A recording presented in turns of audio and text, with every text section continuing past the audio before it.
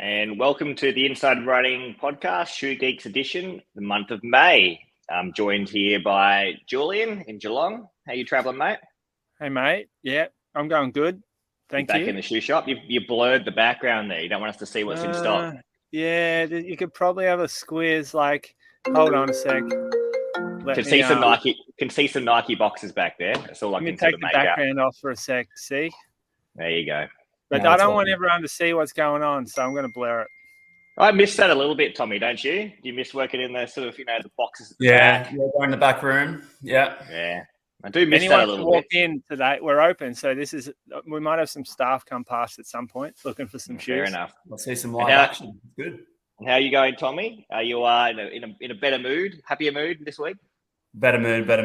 I've done like 5 runs, so good. It's amazing. And look, give us a bit of an update. Like, how's the hip feeling, and did you end up getting a diagnosis or anything like that? So basically, I've got this annoyingly vague diagnosis of SIJ syndrome. That's what we're going with. So I've had 2 MRIs, both were clear for bone stress. So sacrum clear, neck of femur clear. So then ruled out those, and so likely cause of the symptoms, I would say, after chatting to both sports doc and physio, and what I think is just joint related pain. Yep. Probably not hip. Probably more that junction of the lower back to the pelvis. So yeah, it's come good. Like anti-inflams are good, and rest, and I just got to build back now. It's good. And the boys on the main podcast sort of ripped into it a little bit last episode, talking a bit about maybe the dietary stuff might have been a risk factor. And turns out no bone stress, so pretty safe and plenty. People of talking to me about it after, they're thinking that I'm like in trouble. It's fine. It's not that big a deal. Like you just carefully, just watch. Don't eat crap and train, and you may lose a little bit of weight, and you may get a bit easier to get into race weight. I don't think this injury is related to. It's not like I was like going hard on calorie restriction. Like a lot of people think that I was like real defensive. What are people saying about depleting? And I'm like, depleting, that's a very heavy word. Like, yeah, Tommy, it's 2023 now, and it's those kind of conversations are awkward these days, and they had a bit more often. So people aren't used to fit young men like you talking about that. And anyway, it is what it is. Like Nitta, not fit old man, fit old man. Definitely not fit. Far out. I didn't do cross training, and I'm not fit. So look, 5 runs. What shoes you been able to wear in those 5 runs? So just so I had something to talk about, I ran a new shoe, the Cloud Surfer. So I got given that shoe from On probably just before I think I cooked my back. And done the 5 runs in it. So far I'm enjoying it. So I'll just get it up. This is it. Yeah, cool. So new shoe from On. So it's the first shoe that does not have a speed board. And that's the first thing I noticed. I was saying the shoe just felt softer. So I've enjoyed it. So I mean, I know we've probably chatted about how On has not been our first pick of a running shoe brand gone by, just from the firm nature of them. And also I've always found the pods a little bit like disjointed. Like I don't like the sensation of feeling segmentation in the midsole. I just want to feel like a smooth ride without feeling like the midsole's got different little pods and sections to it. So the Cloud Surfer is the first. The Monster was pretty smooth, probably because the Monster, those segmentations on the were very like shallow. If you go back to like the old school ones here, you can see those segmentations are quite large, so they're deep. So this shoe, which they still sell like with the same midsole unit, it's an old shoe, but I think it's still the same. It is. Same one. What's that one called? The Flow. That's the Cloud 5, I think. Yeah. So going from those, like I would say I enjoy this shoe more than the Monster. It's probably controversial talking to you guys, but I enjoy it more than the Monster because it's lighter and softer. So those two attributes I quite like in shoes. I like a light shoe, soft shoe. It's got both of those, and it's I don't mind a bit of flexibility. So it hasn't got the speed board, so the forefoot flexes more. For the purpose I use this for, which is all I'm doing now, short, easy runs. It's perfect. Short, easy runs in a nice, soft, flexible shoe. Plenty of cushion. It doesn't bottom out yet for me. Although it's soft foam, I don't feel like I'm hitting the ground. Yeah, really. Yeah, because that's the first thing that I felt up front. Felt those pods just like I feel that. So you feel the pods compress, but then when you get to there, I still feel the guts of the midsole. So I do feel that. It feels like it quickly gets to there. But then I feel like then it's still got something. It is a bit weird having that like initial very softness and then feeling the midsole contact each other and then feel another sensation of cushion. But I don't get the bottoming out sensation. Yeah, it bottoms out to the point of the middle of the foam, I find. I feel like there's a bit of foam beneath the area. And look, I took it for 90 minutes. It was fire track, and it definitely probably not the best example of whether it bottoms out by the end of 90 minutes. It still felt softer. Look, it probably doesn't feel as good at the end of 90 minutes. Only difference in the Cloud Monster, I did find the shoe probably didn't really change much after a long run. It was pretty good at the start, firmer, but didn't deteriorate. This shoe to me is probably better to the hour mark, and 90 minutes was truly pushing it for this one. But lightweight, fun, economical shoe. I don't know what's a retail at this shoe, Julian? $250. $250. Yeah, okay. So I mean, categorically, I guess you're putting it next to an Invincible more than likely in terms of a cushion shoe, but it's not as high stack as that shoe, I don't believe. So. Maybe a second run shoe. For me, it's been a warm up, cool down shoe almost every single run. I've really enjoyed it, but I haven't actually used it for much more than 1 90-minute run. So I can't give it a really good synopsis yet, but it's definitely their softest shoe. And I like that from them because I haven't had heaps of soft shoes from them that I've enjoyed. So you've tried it out a bit. You've tried it out, Julian, mainly shop floor though, hasn't it? I just walked around in it and I couldn't stand it. I felt like the back was just way too soft, especially like on the outside corner, just fell away immediately. And then as I transitioned into toe off, even just walking, I'm like, it just disappeared. Like you hit that part of your foot a lot more walking than you do running though, Julian. Like it's sort of, you can emphasize the outside part of the heel collapsing laterally when you're walking, but when 80% you're running, of people hit that area. Yeah, but you don't notice it as much when you're running. You're not spending as much time there, I don't reckon. Whereas, you're probably on the shop floor emphasizing that subconsciously as well. More force running through that back corner. More force when you're running. Anyway, well, I won't wear it. There are other shoes from the brand I like, but not that one. We'll move on because I've given it a spray a few times. It has its place, I think. It just might not be that long run shoe. Since we've all had Super Blast in the past couple, months, and even the Nimbus 25. And actually, I've had the Triumph recently as well, the 20th version. It's taken me a year to get that shoe, and that's polar opposite acting foam. It's really resilient foam, really responsive foam. I find the shoe relatively stable, even though it's high stack and quite firm. Look, I reckon I need a bit of time to knock it in. I don't know what you were like, Julian. Like, I reckon the first run felt a bit firm. The second one feels a bit better. The sock liner, I don't know if you've got it in front of you at the moment, but the sock liner inside that shoe it really makes the shoe comfortable. It's a TPU sock liner. It's probably 4 mils of thickness, I reckon. It's more than 3 mils, yeah. And if you can, that's the shoe. Can you pull the sock liner out? Certainly. This is the best sock liner in running, I reckon. Yeah, it's comfy. Yeah. TPU.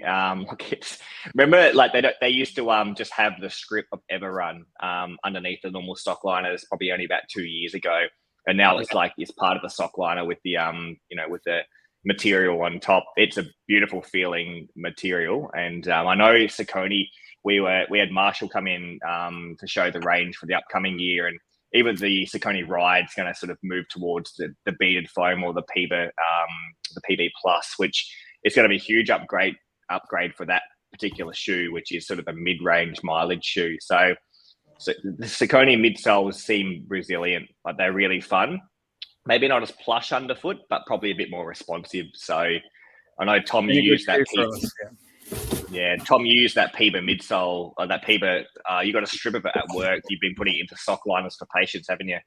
TPU. Yeah. So I think it just highlights like how much the sock liner or insole can affect the feel of the shoe. It's like the outsole, like we chatted about. The outsole affects the ride as well, but so does the insole. So yeah, nice few mils of TPU as the sock liner is nice. Yeah, so Saucony are doing a good job there, I reckon, with that. Absolutely. Yeah. But that's a nice mileage shoe. It feels a bit.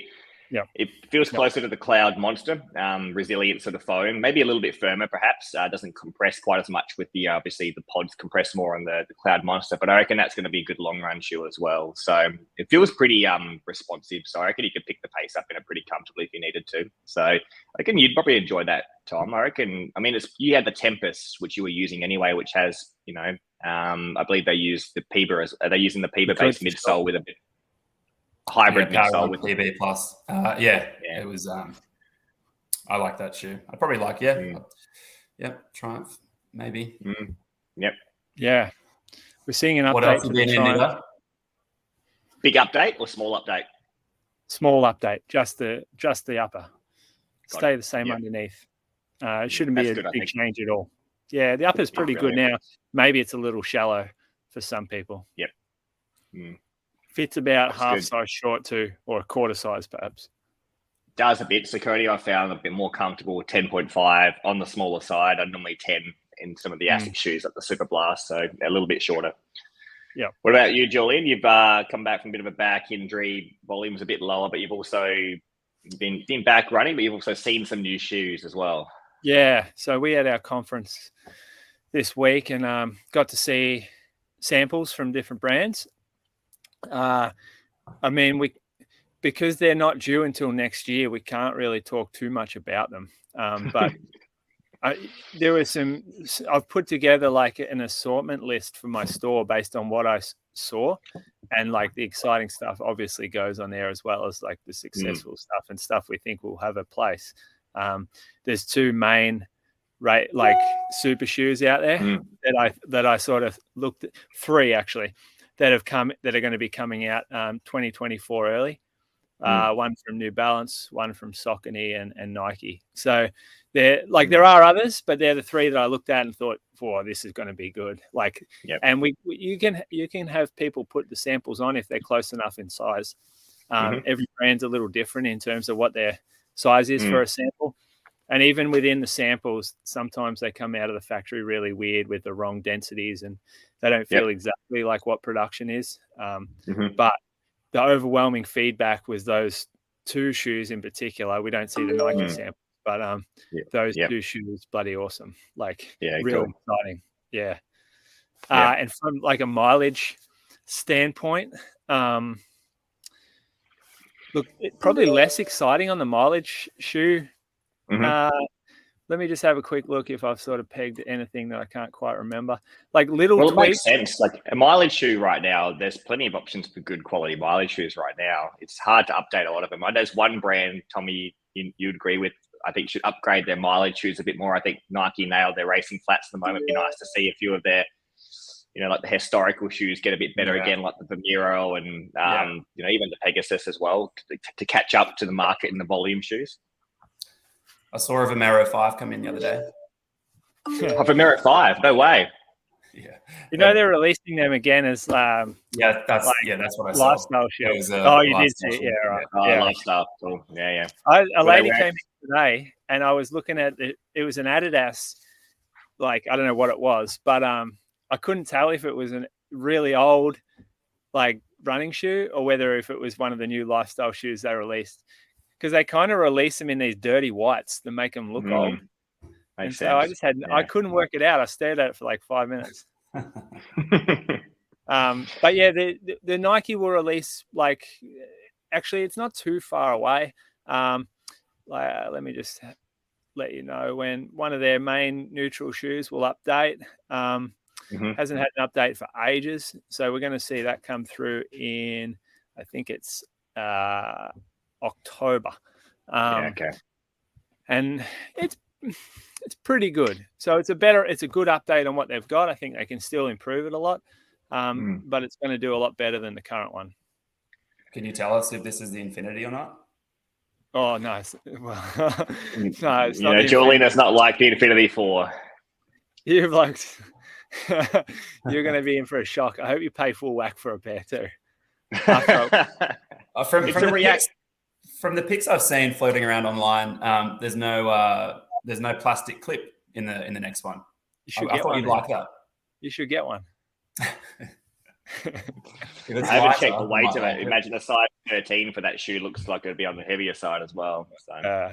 Now there's 3 shoes dropping though next month or the month after that all play in the same area. So Super Comp Trainer from New Balance is coming out, the new version. Yep. We'll talk about it more in depth when it gets here, but it's going to be lower stack than the current one. A little bit more fun. Bit of health, crazy. Bit more of a encapsulated heel counter going on in that one compared to the previous version, or it's a different cup. It feels more like an old, pretty much like what you'd run tempo runs in. Whereas now it's like a weird niche area that it plays in. It's an offloading tool at the moment. Like it's a real deloading tool. I could run with the calf strain and that Super Comp currently is that offloading. Yeah, but it's still not PIBA, but it's still their kind of high-end foam. And then Saucony bring out the Kinvara Pro, which is similar to what the Super Comp Trainer is, but I think it's a lot firmer and maybe a little bit more jogger rather than faster shoe. And Hoka bring out Mac X. So Mac X is again plated lightweight trainer. Yeah. And the Mac's always been that sort of in that area as a bit of a daily. It's been like almost like an endorphin speed, hasn't it? Like you use it for a bit of everything. I haven't seen the Mac for a while though. I think they had stock issues, but it's been popular every time we've had it in. It's for that old school feel. Like Tom would love it, I reckon. Like it's light, but it's relatively soft. Your foot is close to the ground. 4mm drop. Yeah. So the Mac X though, that gets a plate in it. Yeah. Okay. So it's going to be a bit faster. Yep. Speaking of shoes with a plate, I've done a couple workouts mainly on grass. Is in the Super Comp trainer. So not the trainer, the Super Comp racer. Yeah. So it's got a plate, a very, very superficial plate. The foams.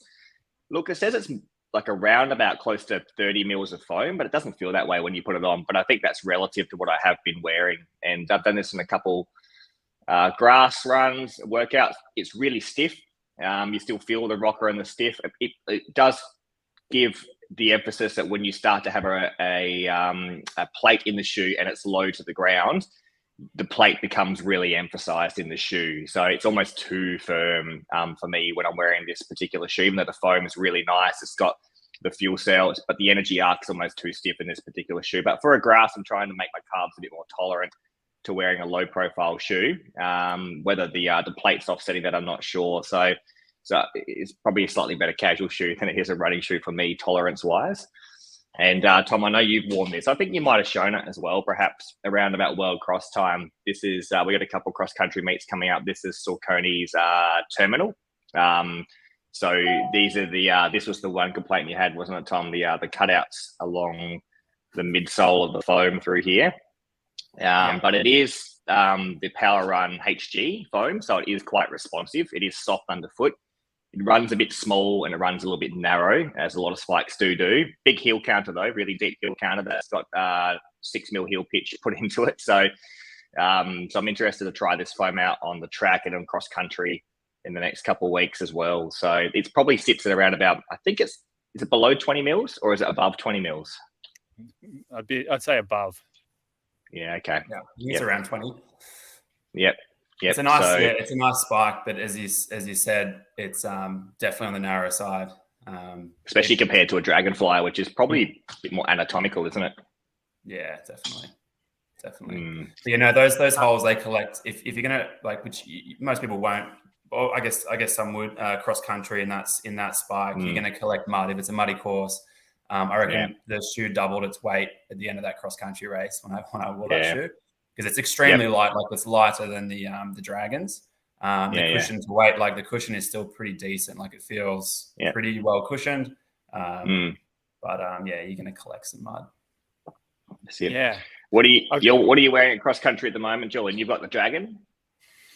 I wore the Dragon at Giles Park. Still the most popular shoe out there. And then Brie actually wore that Supercomp Pacer. She got a pair of, she got the samples, I think, and she liked them. She does a few grass workouts, so wears that quite often. Good. And then this week is 8K, a bit hillier. I've had a little bit of an Achilles niggle, so I'm thinking I should go to back to a higher pitch like shoe. Just trying to work out which one I wear. I might even try the On Cloud Boom Echo.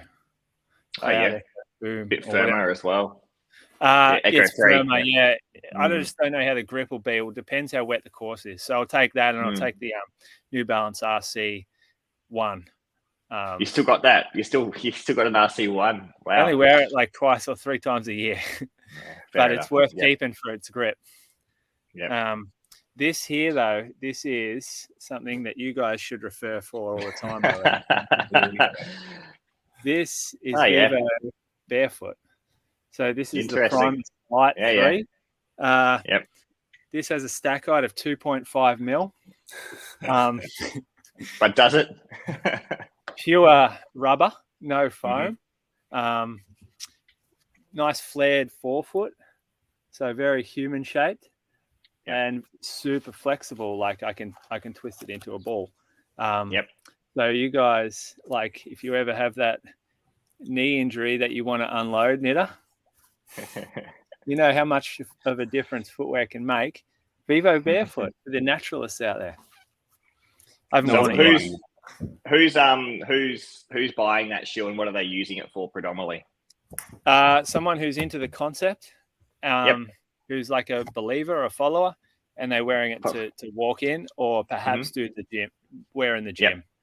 That's there is one coming that's got trail lugs on it, 4 mil, and that might be a walking shoe because it's got a little bit more protection. But geez, this, like, we say, Ultra is kind of minimal because it's 0 drop. It's got a wide forefoot. Some are flexible, but this is minimal. So who would you recommend if someone comes into the store and they're looking for advice, rather than someone that's already bought into the whole barefoot thing? Like, when would you say, look, why don't you try this shoe on? It's really rare we will bring this out. We have to pretty much get directives from the customers, to be honest. To say I want to try a barefoot shoe or a minimal shoe. Like, and gym is the place. But people don't. It's rare someone buys a shoe just for the gym that they won't wear walking. It's true. Yeah. If you're walking, this here is the Keen Newport H2. So now it's blurred, isn't it? If you're walking in summer, you mean, or what? Or walking with my long woolly socks in winter? I reckon. Well, I've been wearing it for work lately. So it's got this massive, big rubber sole, super grippy. It's pretty stiff. Like, a lot of people wear thongs. This is a great option to get out of that. Better for your feet. It's got like an arch footbed, antimicrobial, so you can wear it. It doesn't smell. Waterproof. It's pretty anatomical fit as well, isn't it? It is, yeah. They've sold 70 million of these worldwide.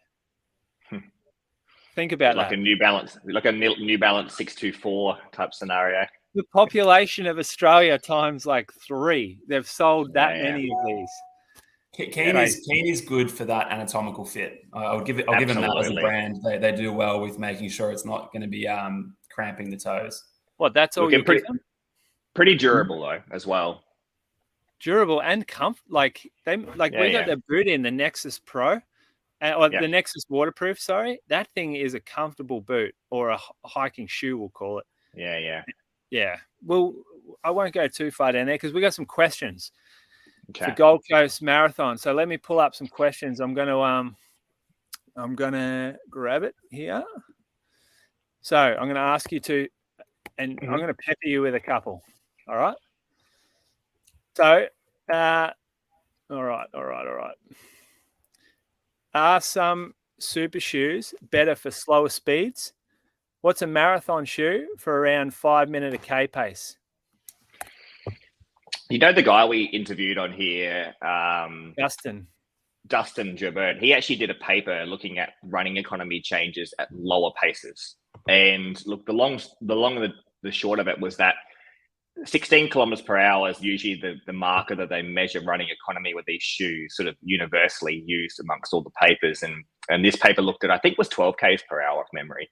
And so much slower. So I think that is 5 minute K pace, isn't it? 12 Ks per hour. And look, all the super shoes were pretty economical at that slower pace, but it wasn't quite as high a give back. So you were probably about, I think it was 2 or 3% more economical, or 1 to 3% more economical at those slower paces with the super shoes. So look, which probably means that all the super shoes are probably still going to be beneficial for that person at that slower pace. But in saying that, look, person that's generally running slower, chime in if you think I'm wrong here, tends to be mechanically probably a bit less sound, like a longer ground contact time compared to someone running to close to 3 to 3:30 K pace or 4 minute K pace even. Usually a little bit more surface area and a bit more stiffness in the shoe probably does look after that runner a bit more at the end. So if you grab all the super shoes and line them up and look at the ones that are a bit more surface area to them from the rear foot to the forefoot, they might be the cleanest shoe. So right now, looking at things like the shoes that transition from heel to toe pretty nice, like the Endorphin Pro 3, maybe even the Supercomp V3 Elite, for example. These might be slightly nicer shoes for that population. They're a little bit slower, because people who are still running the marathon will benefit from super shoes. Maybe not quite as much from those who are wearing maybe the third version currently of the Vaporfly. Probably is still the highest performer if you grab a population. But it might not work quite as well for those running at a slower pace, and relative to other variables like, too much movement in the shoe, falling off the midsole, for example. So I would say you're looking for the more conservative shoes. And you know what they are, Julian. You work in retail, you get to see the populations that pop into all these shoes, and you can almost intuitively match the runner's ability to the shoe, can't you? Yeah, and you can offer it to them. I wonder though, like we've got our local physio who's doing a study on the gait changes in super shoes, and she's sort of seeing that it takes a lot more force to get across a plate when you're running at slow paces, and so noticing quite a bit of gait change with these new shoes at slower paces. So she's quite almost against it, which is interesting. Yeah, and I mean I don't really know. I know that I don't quite enjoy jogging in them. Slow paces for me, it feels pretty average. Feels like it's. But remember when you're jogging at 5 minute K pace, you're not feeling much else. You're not feeling a heart rate. You're not feeling effort. When these guys are running at 5 minute K pace, they're running closer to their threshold or just below their threshold for a marathon.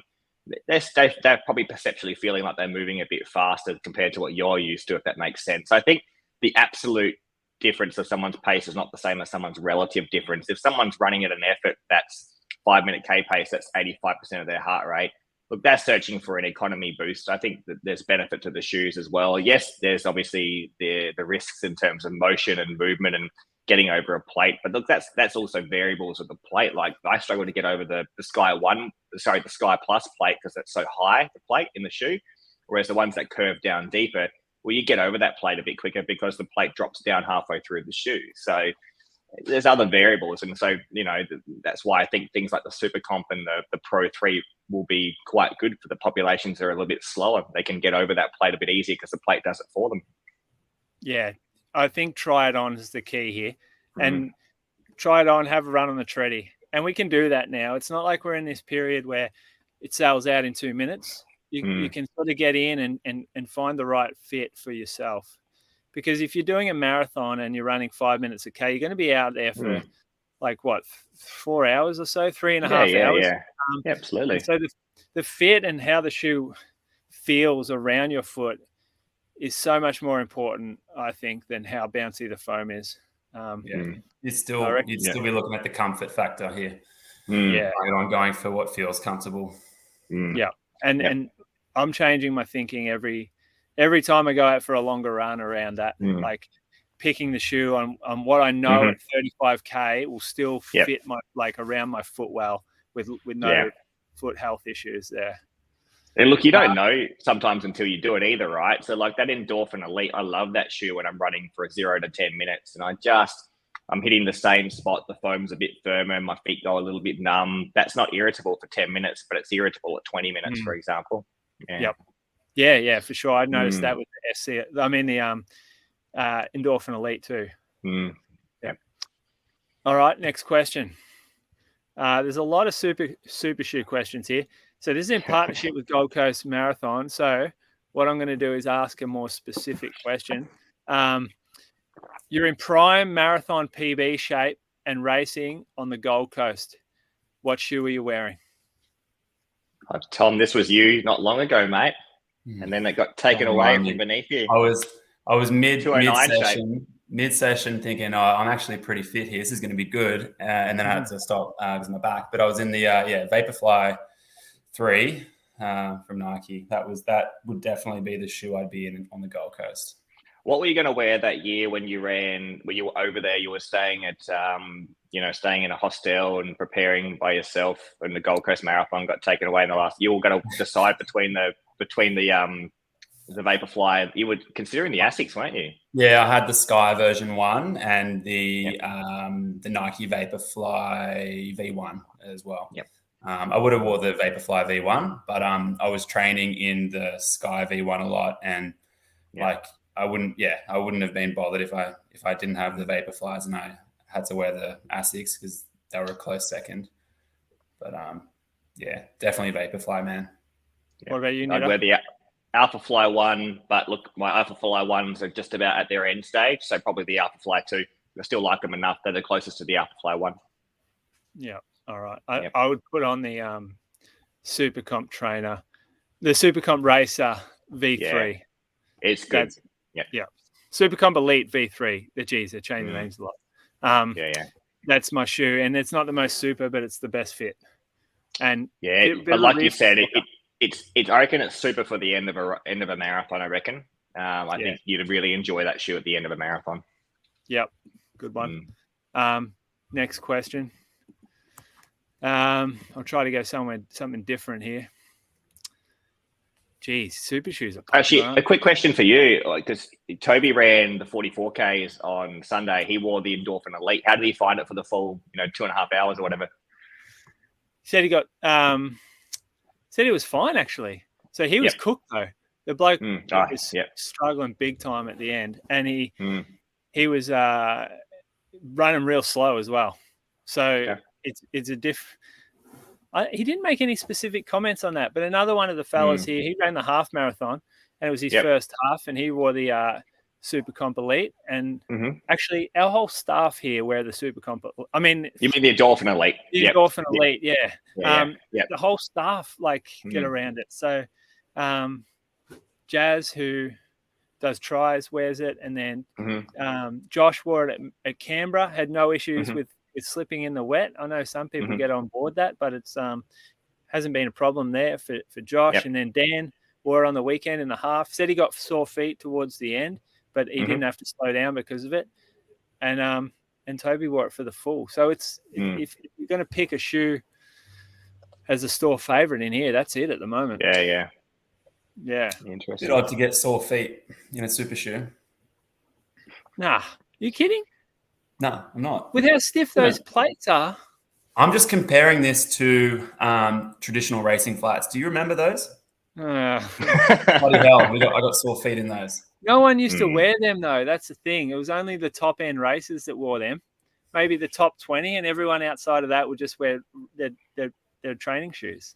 Well, this is just it. Like, it's funny. I was listening to the Ed Goddard podcast on Inside Running, the main show, and he made a good point. Like, the difference in the population who wore those really, like the Mayfly and Streaks and things like that, those guys were economical because they were high performers. But if you grab the average person wearing the Vaporfly now, running 3.5 to 4.5 hours for a marathon, they'd be less economical in that shoe, I'd say, by the end of the marathon, just for like mechanical trauma reasons, etc. They can't handle the shoe as well.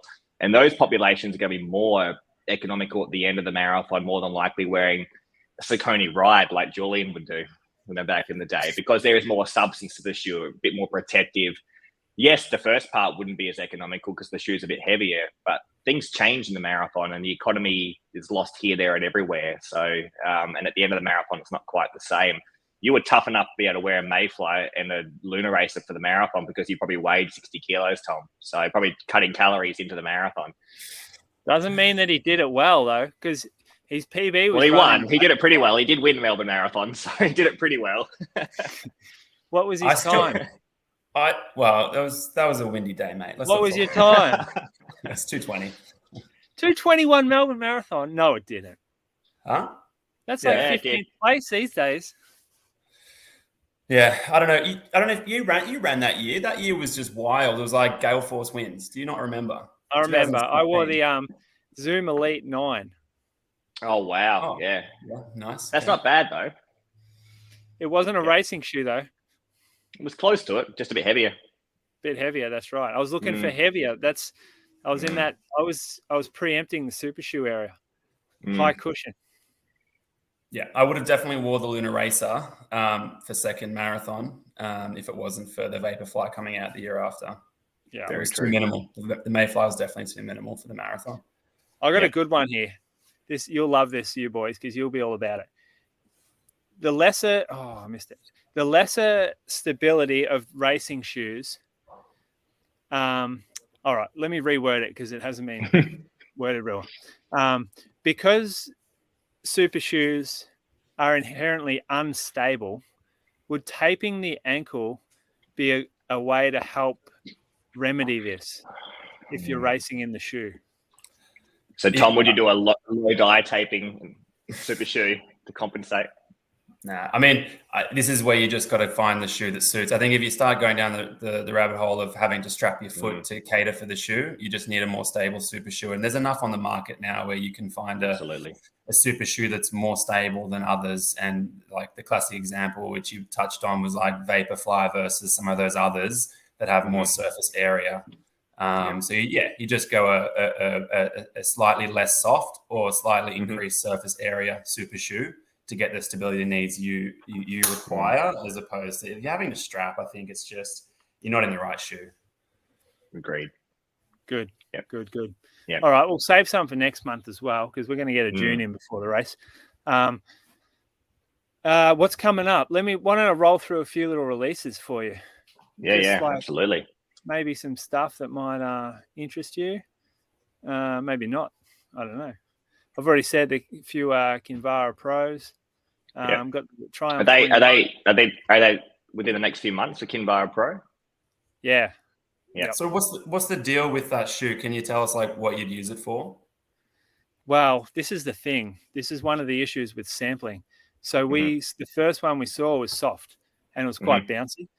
And we're like, okay, this is a lightweight trainer. This is going to be good for someone who wants an up-tempo kind of threshold type shoe. Yep. And then the next one we saw, the densities were way harder. Shoe was slappy. And we're like, this might be more of a therapeutic shoe rather than an up-tempo shoe. It's like, we don't know what production sample. We have to go back to the tech, like the product teams and go, what's the right sample? What's the correct one? Like, what's the real one? When I tried that sample on, it felt like the New Balance More V1 when it first came out, that firm. But look, the Rocker's pretty aggressive in the shoe. It is therapeutic. I reckon it's going to be a 4-foot midfoot offloading shoe, not globally heaps wide.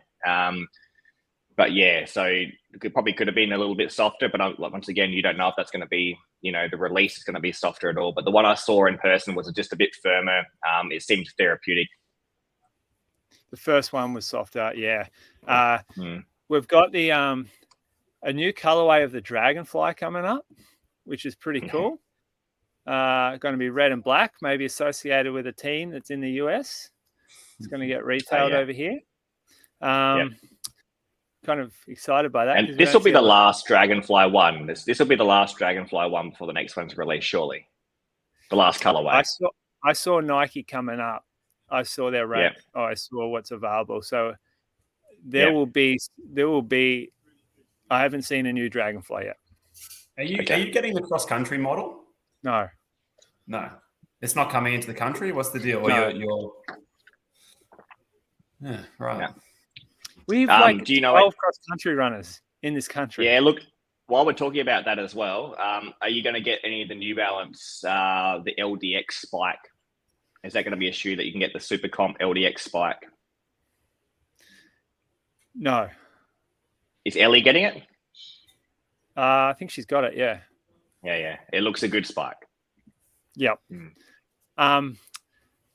This is the Ultra Fly coming from Nike, so that's probably the coolest thing coming up. So when's that coming out? A couple of months. Yeah. Okay. Now is that plated as well? Yeah, that's plated. That's plated and it's Zoom X. Yeah. So once you get back on those trails, might get me on the trails. Yeah, I reckon that'll be fun. So keep an eye out for that. And then we also have the on spikes coming up. They look really good. So they'll be coming. Are you getting the 1500 and? Are you getting the 1500 and the 10,000? You are. Yeah. Cool. Yep. What's the release date for that?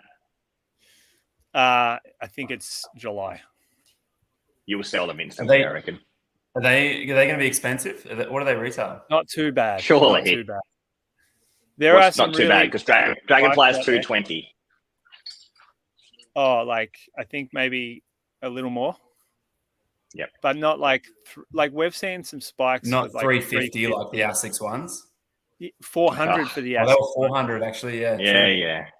That's ridiculous. That's crazy. Yeah. So with a lot of the brands are bringing super spikes out, but in order to get them to Australia with the small amount that they'd sell, the pricing is just too high. This is 170, I think. That's a good spike for 170. Yeah, that's a good. Are you sure that's the right price? It might be 180. I know the cheetah's 220. The cheetah's more. But the cheetah's very, very aggressive. No, I think you're right. I think this is, around I believe, 180. 180. It's 180. Yeah, 180. Yeah, 180. Yeah. So that's the best. That's a good value spike. Absolutely. Yeah. So I mean, I know you're not selling a lot of them, for example, but it's interesting. Still, the people that listen to this podcast are probably going to be the people that are more inclined to buy a track spike at some stage. Yeah. It's just nice to have a selection. Yeah.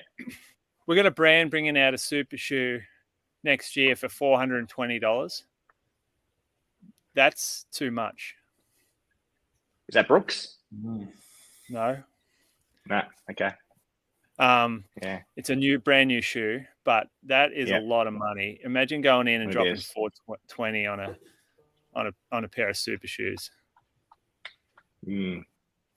I mean, you blokes would, because you're rich, especially Tom. Tough.